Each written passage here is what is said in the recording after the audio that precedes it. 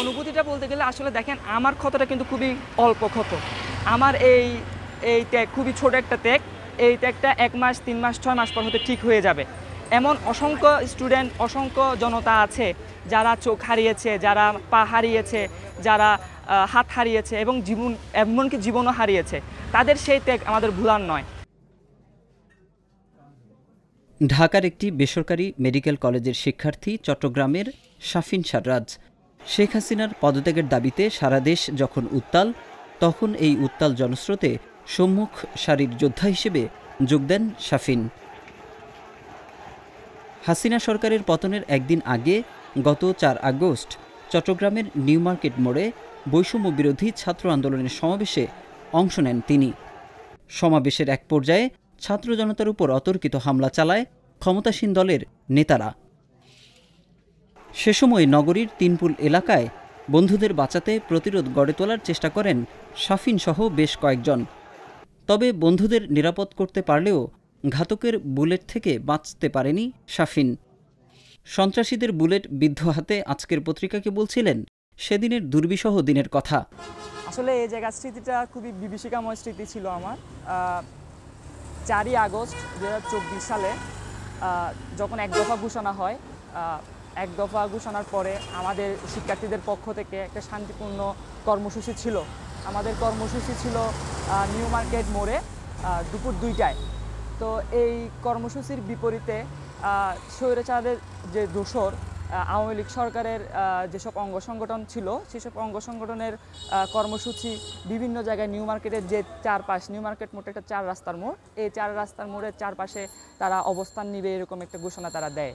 এই ঘোষণার প্রেক্ষিতে শিক্ষার্থীরা তাদের প্রজ্ঞা এবং বিচক্ষণতার পরিচয় দিয়ে কর্মসূচি এগিয়ে এনে সকাল 11টায় ঘোষণা করে। তো এই 11টার আগ থেকে আমরা 10:30 থেকে শিক্ষার্থীরা নিউ মার্কেট মোড়ে অবস্থান করে এবং শান্তিপূর্ণভাবে অবস্থান করছিল। এরপর আসলে নিউ মার্কেট মোড়ের এক পাশে যে সিটি কলেজ আছে, সেই সিটি কলেজের ওই সদরঘাট রোড থেকে প্রথমে হামলাটা শুরু হয়। হামলার এক পর্যায়ে তারা ইট পাটকেল দিয়ে শুরু করে, এরপরে তারা গুলি দিয়ে হামলা করা শুরু করে। তারপরে যখন শিক্ষার্থীরা তাদের ধাওয়া দেয়, তারা চলে যায়, তারা পিছু হটে। তারা যখন পিছু হটে, তারা পুলিশ বাহিনীর সহযোগিতা নেয়।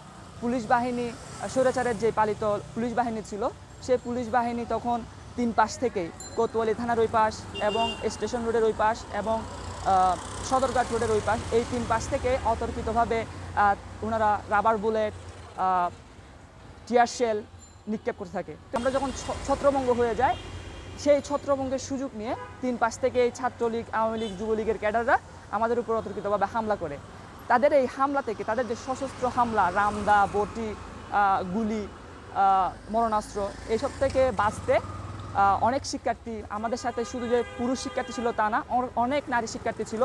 তারা নিজেরা সেই হামলা থেকে বাঁচতে আশেপাশের যেসব বিল্ডিং আছে, সেসব বিল্ডিংয়ে অবস্থান করার, আশেপাশে বিল্ডিং আছে, অনেক মার্কেট আছে, মার্কেটে অবস্থান নেয়।